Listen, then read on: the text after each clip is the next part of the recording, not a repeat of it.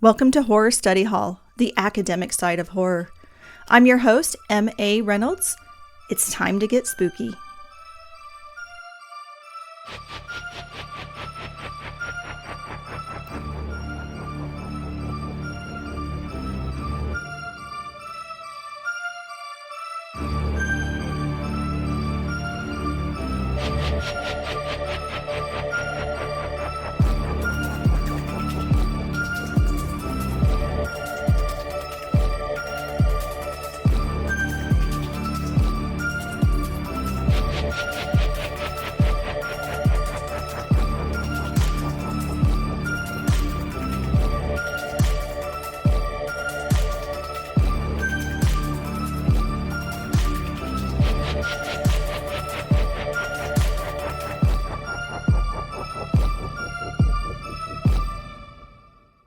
Hello and welcome to episode 3 of Horror Study Hall.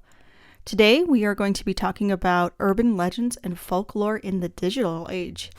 How urban legends and folklore have evolved over time. So what do you think of when you think of folklore? Most of us think of a group of people sitting around a fire telling cautionary tales. Maybe you might think of stories from the Middle Ages, Grimm's fairy tales, or myths and legend from our ancestors. Traditional folklore is so much more than that. It is the traditional beliefs, customs, and stories of a community passed through the generations traditionally by word of mouth. These stories explain the unexplainable and help people understand the world around them. They helped shape society by sharing cautionary tales around good versus evil, helped people cope with fears, and taught them how to face adversity. Our historical folklore shaped the society and peoples throughout time. Some good examples of traditional folklore could be anything from Greek mythology to Roman mythology, Grimm's fairy tales, anything of that nature, and we'll dive deeper into that. A direct descendant of folklore is the urban legend. An urban legend is a genre of folklore comprising stories or false claims told as if they were true, especially if they have happened to a friend of a friend or a family member, often with horrifying, humorous, or cautionary elements. We have all heard these stories. Think of those chain emails we used to get, especially in the early days of the internet. Send this email to 5 friends or something bad will happen. Someone's cousin's first wife's uncle's friend swears they saw Mothman, so it has to be true. Avril Lavigne is dead and has been replaced by a lookalike by her record label. And oh my God, the babysitter is getting calls from upstairs. During this conversation, we will be discussing the evolution of urban legends and folklore, how the internet has influenced the way we tell stories, Slender Man and 5 other examples of modern folklore, what we learn from modern lore, and at the end, I will be sharing some recommendations I have if you want to learn more or research this for yourself. So how did we get from Aesop's fairy tales and Zeus and the other Greek gods to the SCP Foundation and Slender Man? First, we need to understand how storytelling has evolved over time. Folklore and urban legends are the cultural production of the everyday person, something anyone can create, even you and me. They are not limited to artisans, writers, or historians. Everyone can participate in the passing on of folklore and legends. Historically, we communicated these stories and creations by word of mouth. The reach was limited, and we were only able to pass on our folklore and legends to those in our circle, to individuals that had similar backgrounds, experiences, and interests. By passing on our shared experiences, we were able to prepare future generations for the world around them. Our folklore and legend helped us determine what has happened in the past, what is happening currently, and what may possibly happen in the future. So some good examples of ancient folklore and legends are Helios, the sun god, who drove his chariot of fire across the sky, causing the rise and fall of the sun. The legend of King Arthur and the sword and the stone. And Medusa with the power to turn men to stone with a glance. As technology advanced, so did our reach and understanding of the world around us. The invention of the printing press allowed us to share our stories to a wider audience and more efficiently than ever before. Now we could reach greater distances with our stories. It helps shape the content of our stories and shared experiences. Our fears and understanding of an ever-widening world shaped the content of our folklore and legends. Individuals like the Brothers Grimm were actively keeping a record of folklore to preserve the history and share these local stories with a wider audience. Without the advent of print, we would be unable to learn about being a good person despite hardship from Cinderella, to be wary of strangers like Hansel and Gretel, and to be thankful like the elves and the shoemaker. Today, most people have read or heard traditional fairy tales the Brothers Grimm wrote down. As technology advanced, so did the way we tell our stories. We no longer had to rely on word of mouth or documenting folklore in books or magazines.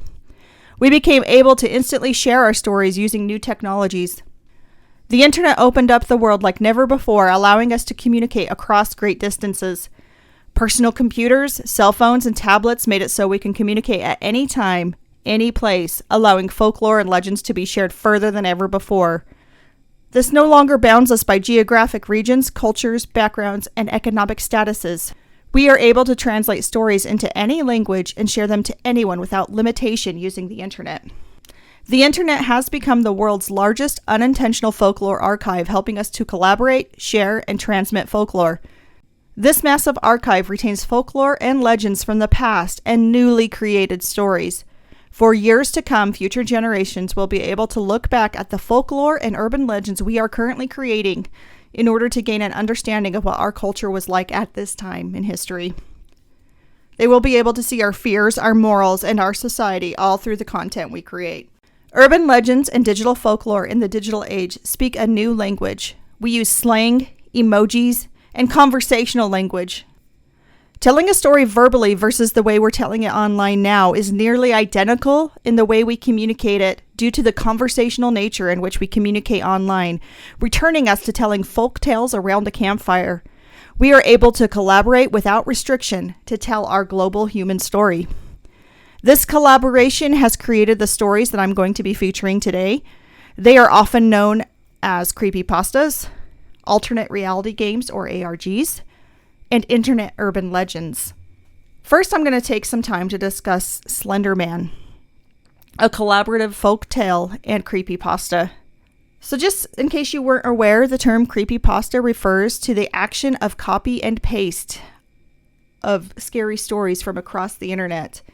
This originated from users collecting stories from around forums, chat rooms, websites, all kinds of various locations on the internet. Then they share them by emailing to their friends, posting on another website, creating an archive like a wiki page of all the collection of the creepy stories they find. These stories are often told from the first person point of view, causing the reader to question if what they are reading is real or fiction. They use real and familiar settings in order to make the story seem plausible. What is so interesting about Slender Man is that this is one of the first times in human history where we can trace a legend back to its origins. We cannot definitively tell you who created Cinderella, the name of the person who created Zeus, or who created that strange dandelion game most of us played called, it was like Mama Had a Baby and its head popped off. I can tell you I played this in elementary school in the 80s. But why do we all know that rhyme? And who made it up? And why did it travel across regions back before the advent of the internet? But Slender Man, we can tell you where this originated from. In June of 2009, a Photoshop challenge was posted to the Something Awful forums.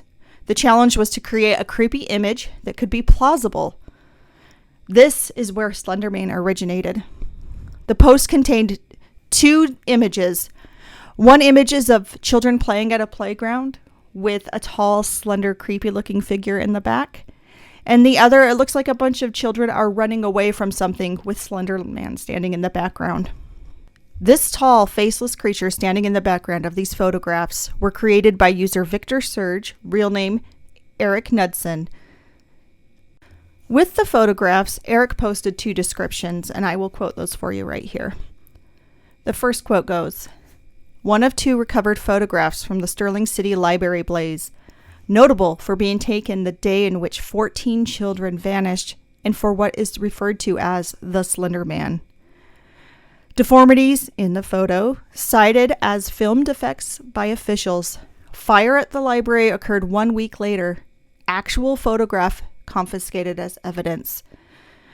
This photograph is attributed to a photographer named Mary Thomas, who was missing since June 13th, 1986.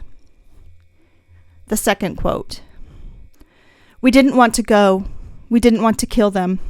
But its persistent silence and outstretched arms horrified and comforted us at the same time." 1983, photographer unknown, presumed dead. The lack of detail in this post created an opportunity for others to help build the legend, to expand on the mythos. It opened up the door for creativity and collaboration. And build that legend, the users did. The internet collaborated to come up with what is considered to be canon in the Slender Man mythos. So who is Slender Man? He is most commonly described as a very tall, thin man with unnaturally long tentacle-like arms, or just tentacles in general, which he can extend to intimidate or capture prey. In most stories, his face is white and featureless, but he can also be featured as having a face, and it can be described looking different to anyone who sees this face.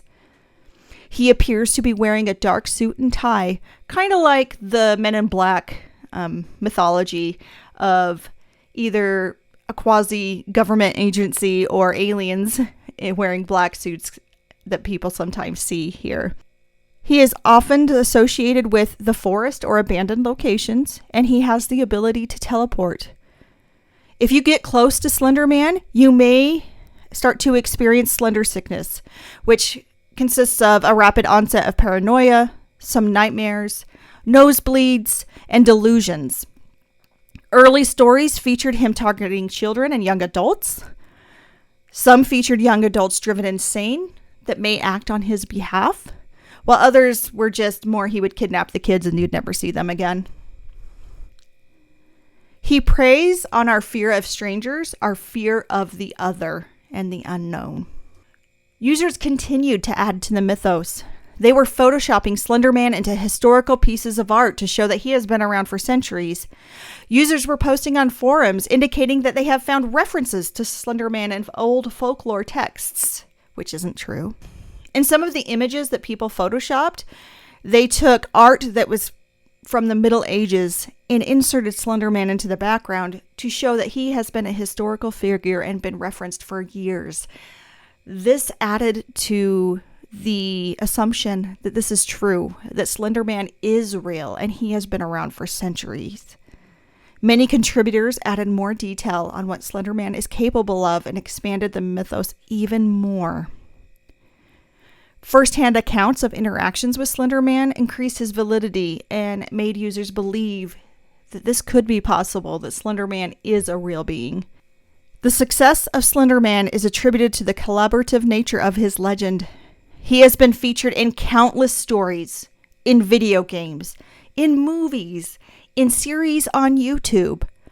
And one popular YouTube series is called Marble Hornets. The premise of this series is a filmmaker set out to make a documentary film called Marble Hornets, and he disappeared. His friend found his footage and is going through it to try and determine what happened to his friend. 3 years after his friend's disappearance, Jay, the protagonist of Marble Hornets, decides to watch the tapes. And through the footage, he discovers that there is some humanoid figure in the background. He's never called Slender Man in the series. He's called the Operator. But he looks and acts exactly like the Slender Man that we know from the mythos that was created online. It appears that Slender Man, or the Operator, continuously stalked the filmmaker, whose name in this series is Alex.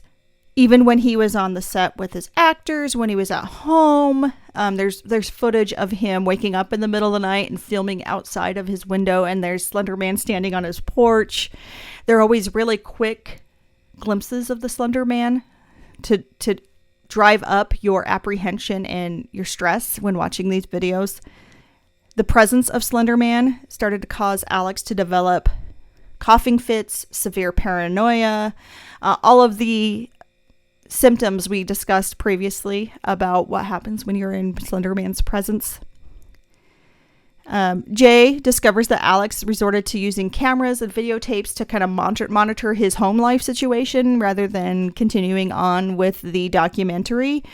And so there's all kinds of footage of Slender Man personally attacking this young man. As Jay continues to try to figure out what happened to Alex, Slender Man starts stalking him and showing up in his personal life. And this goes over for a couple of seasons. There's like, I believe, 88 or 90 videos and some spin-offs. If you've never seen Marble Hornets, I highly recommend you check out their YouTube channel and just get fully immersed in this legend. They did a really good job, and the videos, I think, still hold up today, 13 years later, and still can scare you. Slender Man has spread rapidly to all corners of the internet. He has become a household name, and he even ended up in my home. Back in 2009, when Marble Hornets came out, my children were pretty obsessed with that YouTube channel, so we would watch these as a family and get scared with each other and try to figure out what's happening with these videos and if Alex will ever be found. And my son and my daughter would draw Slender Man's little symbols on paper and hang them up in my room to try to scare me. They went as Slender Man for Halloween. It became kind of a big part of our lives for a short time and drew us closer together. I will always have a soft spot in my heart for Slender Man because of this interaction with my children and the joy we had experiencing it together. Next, we're going to discuss the Stairs in the Woods creepypasta in our discussion of folklore and urban legends in the digital age. Stairs in the Woods is a traditional creepypasta posted on Reddit by user Search and Rescue Woods on the r/NoSleep subreddit around 2014. This creepypasta is about staircases the user runs into on their job as a National Park Search and Rescue employee. These stairs appear to come from nowhere. There are no signs of ruins around them, and the stairs appeared to exist in isolation. Often, these staircases were around a missing person event or other strange occurrence, such as sightings of otherworldly people, confusion, disorientation, and all kinds of other supernatural events. After users Search and Rescue Woods shared several stories, many others on the internet claimed to have experienced seeing these staircases themselves, most located in the United States and our national parks. The Stairs in the Woods may have roots in reality. Now that we are able to travel further than ever before, it is possible to stumble across ruins from buildings long forgotten. True disappearances in national parks and documentaries like Missing 411 bring believability to this legend. After all, supernatural staircases could explain why some lost hikers are never found and why we have so many people missing in our national parks in the United States. Some people have asserted that these stories are little more than attempts at horror, but others have continued adding to these stories, claiming to have seen similar things in forests around the world, causing the legend to grow. And with the ability to assume other identities or post anonymously online, the legend becomes more real. I am going to read an excerpt from user Search and Rescue Woods from their first story that they posted on r/NoSleep. Quote, "This is the last one I will tell, and it is probably the weirdest story I have. Now, I don't know if this is true in every SAR unit, but it is in mine. It's sort of an unspoken, regular thing we run into. You can try asking about it with other SAR officers, but even if they know what you're talking about, they probably won't say anything about it. We've been told not to talk about it by our superiors. And at this point, we've all gotten so used to it that it doesn't even seem weird anymore. On just about every case where we're really far into the wilderness, I'm talking 30 or 40 miles, at some point we'll find a staircase in the middle of the woods. It's almost like if you took the stairs in your house, cut them out, and put them in the forest. I asked about them the first time I saw some, and the other officer just told me not to worry about it, that it was normal. Everyone I asked said the same thing. I wanted to check them out, but I was told very empathetically that I should never go near any of them. I just sort of ignore them now when I run into them because it happens so frequently. End quote. The Stairs in the Woods are a really amazing collection of stories. I do believe that most of them have been taken down from Reddit at this time. I follow this user personally on Reddit, and they did post a few weeks ago that they were going to remove their posts, so if you wanted to retain their stories to download them. But luckily, someone has already done that for us. They have done the traditional creepypasta activity of copy and pasting, and they are all on the website in one giant collection. That's how I read them all. I will post, again, the link to that in the show notes, so I highly recommend you go and read them for yourselves and get immersed in this mythos. Next, we're going to talk about the elevator game. The elevator game is a ritual or a game that could possibly explain a strange event that most of us know of. Do you remember playing Light as a Feather, Stiff as a Board as a child? Or Bloody Mary even? I know I played Bloody Mary. I played it in elementary school in the girls' bathroom during the day, and it still scared the living daylights out of me. These games are more like rituals, and we use them to interact with a world beyond our own. We learn these games from our friends, our siblings, and our family members. The use of ritual allows us to seek to understand what we don't and make the world more understandable. People have long wanted to connect with those they have lost, with something larger than themselves. Rituals like the elevator game are a way to connect with another place. Throughout human history, rituals were created to communicate with the other world and to help us understand what we cannot explain. Over time, rituals changed to become more mainstream. The spiritualism movement of the 19th century helped change the perception of rituals into games or parlor tricks. Over time, these games became something many children do at parties or sleepovers. I know I personally would play Light as a Feather, Stiff as a Board at almost every sleepover as a child. Somebody would try to break out the Ouija board, and I was always too scared to do that one. Just think back to your own childhood and how many of these ritual games you tried at a party or a sleepover. The advent of the digital age has spread these games further and wider than ever before. We are no longer limited by our small circle of friends and family members. While a fairly recent invention, the elevator does have superstitions around it.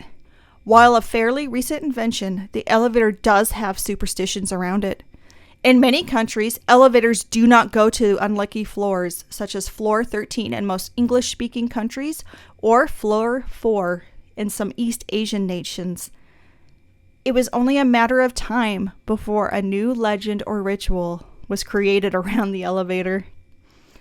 The elevator game likely originated in an East Asian country around 2011. Some think it was Korea. Some think it was Japan. We don't really know for sure. If the elevator game is performed correctly, it supposedly takes you to another dimension. Here's a high-level overview of how to play the elevator game. If you want the detailed instructions, I highly recommend you look it up for yourself and try it out if you would dare.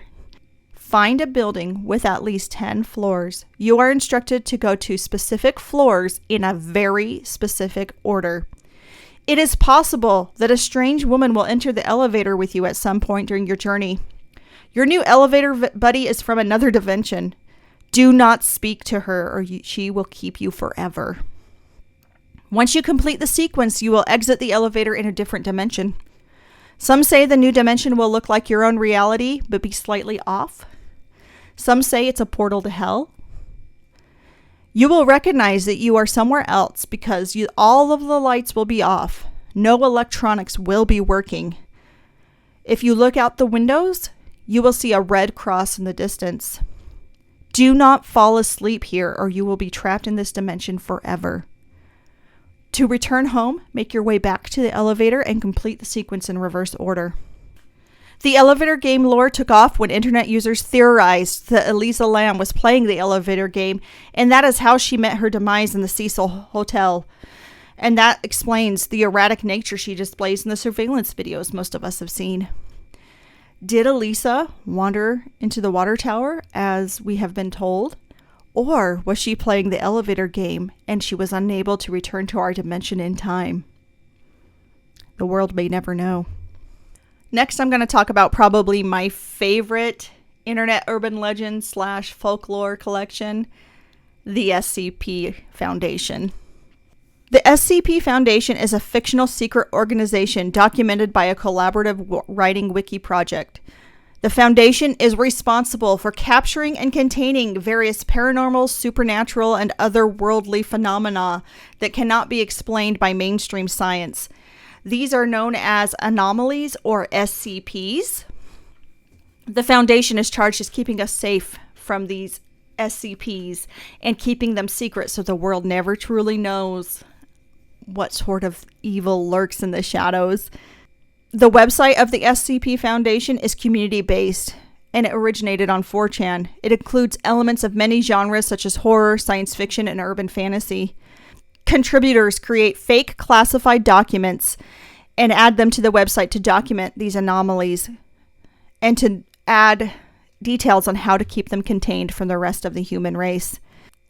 They also include addendums, which include interactions with these SCPs, and also have a whole structure of how this foundation works, from the severity levels and what each of those mean, to having D-class personnel, which are charged with testing these abnormalities.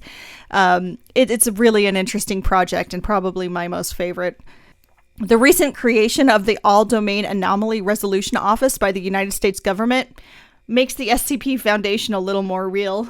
On the Foundation homepage, on the wiki page, they have a letter from the administrator of the SCP Foundation that I'm going to quote here for you because I find it kind of interesting. Quote, "Mankind in its present state has been around for 250,000 years, yet only a small fraction of that has been of any significance. So what did we do for nearly 250,000 years? We huddled in caves and around small fires, fearful of the things that we didn't understand. It was more than explaining why the sun came up. It was the mystery of enormous birds with heads of men and rocks that came to life. So we called them gods and demons, begged them to spare us, and prayed for salvation. In time, their numbers dwindled and ours rose. The world began to make more sense when there were fewer things to fear. Yet the unexplained can never truly go away, as if the universe demands the absurd and impossible. Mankind must not go back to hiding in fear. No one else will protect us, and we must stand up for ourselves.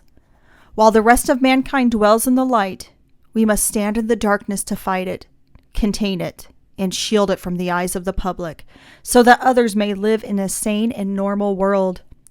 We secure, we contain, we protect." End quote.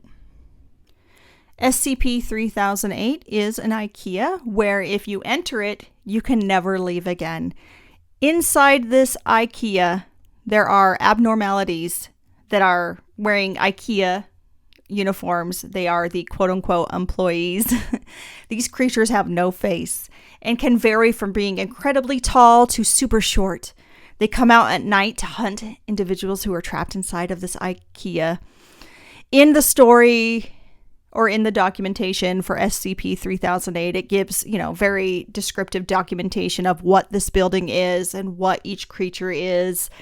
And there's also an addendum attached that is supposed to be a journal the Foundation found when they were investigating it, of someone who was trapped in there. And I'm going to read a direct quote of that journal entry because I just find it so fun.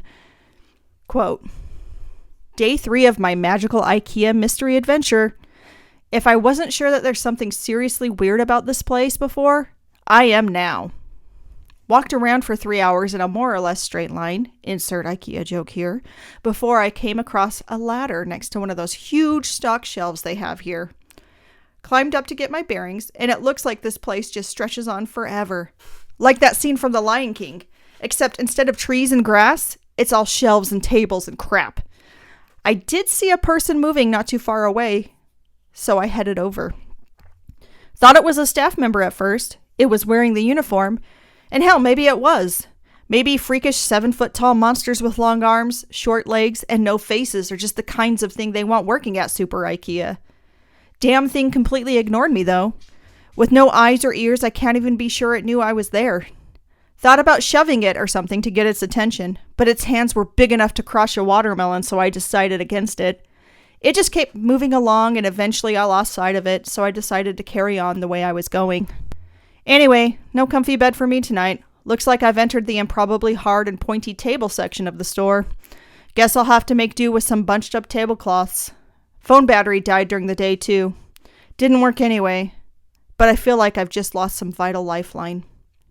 I really enjoy the SCP Foundation and the way that they document their stories and make it look like secret government documents. It's a lot of fun. I highly recommend you check those out as well, of course. Next, we're going to chat briefly about the Backrooms. The Backrooms is an urban legend and creepypasta describing an endless maze of randomly generated office rooms and other areas. It's characterized by the smell of moist carpet, walls with a monochromatic tone of yellow, some really annoying buzzing fluorescent lights that you find in most old office buildings. Many on the internet have collaborated to expand upon this concept by adding monsters that live there, various levels to the back rooms, and making stories of people who have been trapped in the back rooms. So the original post referencing the back rooms came from a 2-paragraph 4chan comment on a post asking for unsettling images. An anonymous user invented a story based on one of the photos. I quote, "If you're not careful and no clip out of reality in the wrong areas, you end up in the back rooms, where it's nothing but the stink of old, moist carpet, the madness of mono yellow, the endless background noise of fluorescent lights at a maximum hum buzz, and approximately 600 million square miles of randomly segmented empty rooms to be trapped in.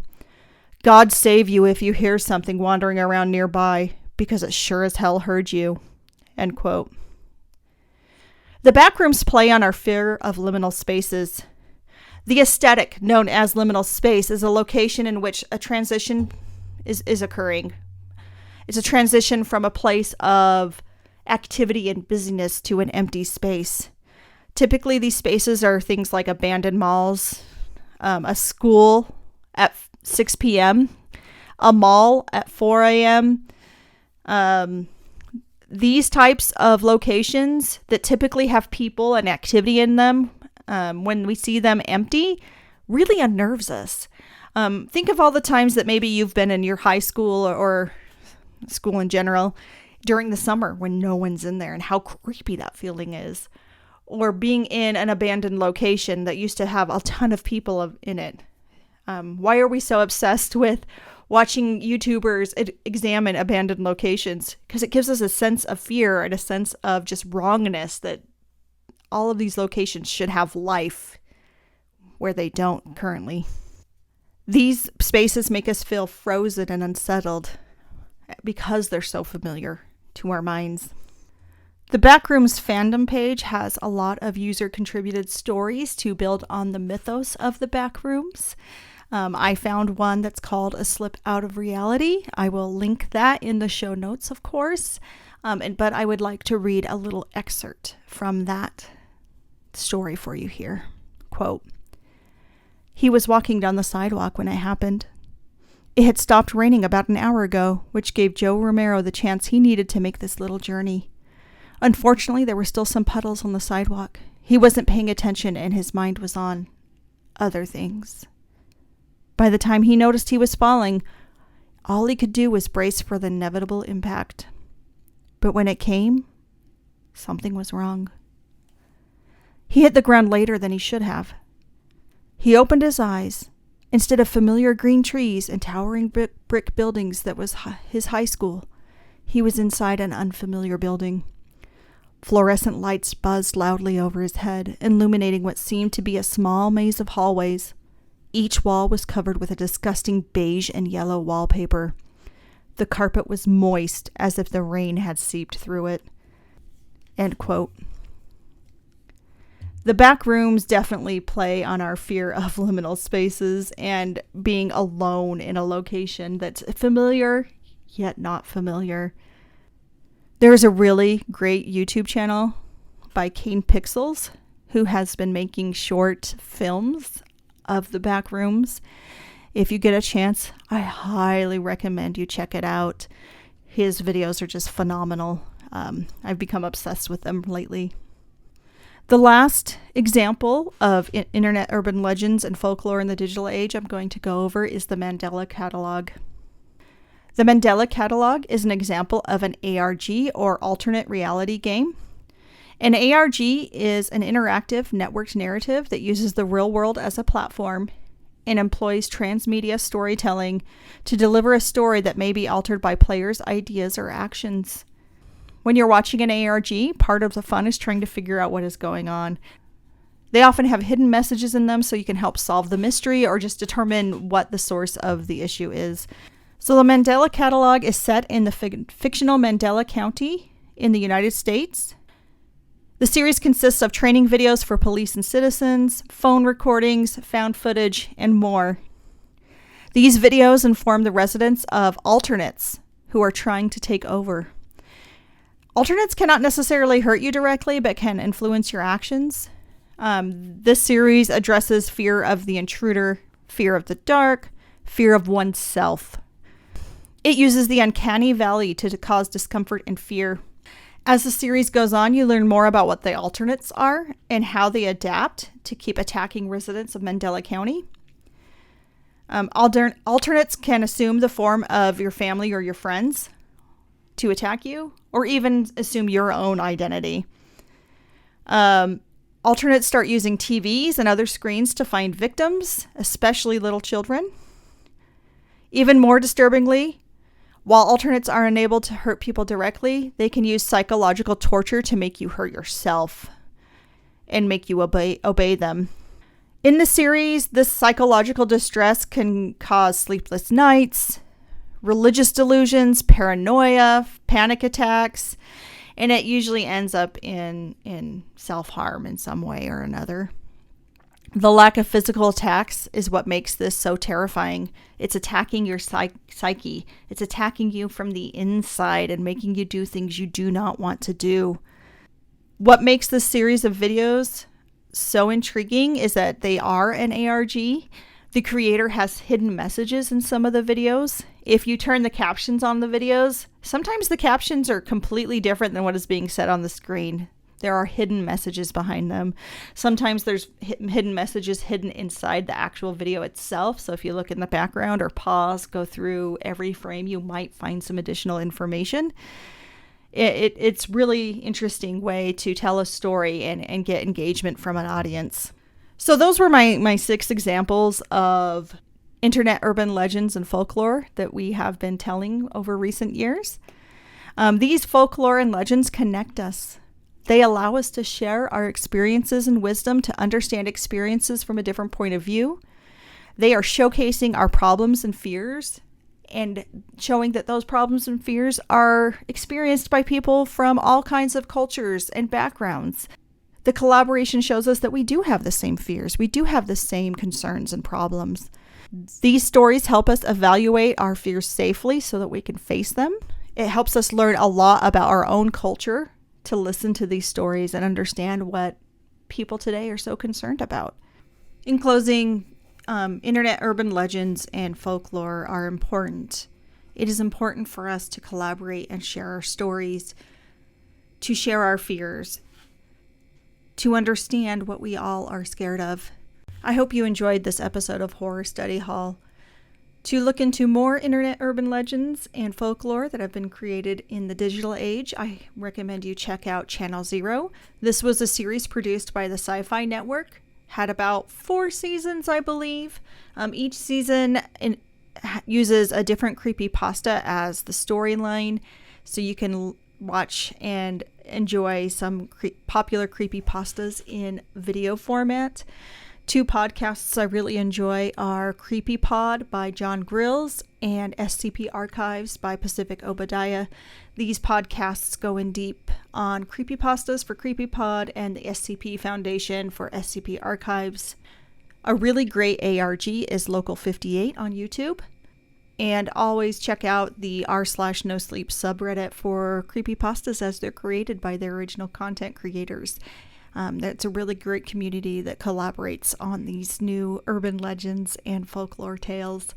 If you are enjoying the Horror Study Hall podcast, please leave us a review wherever you listen to us. This will help the show reach a wider audience and help us to be able to continue making more content for you.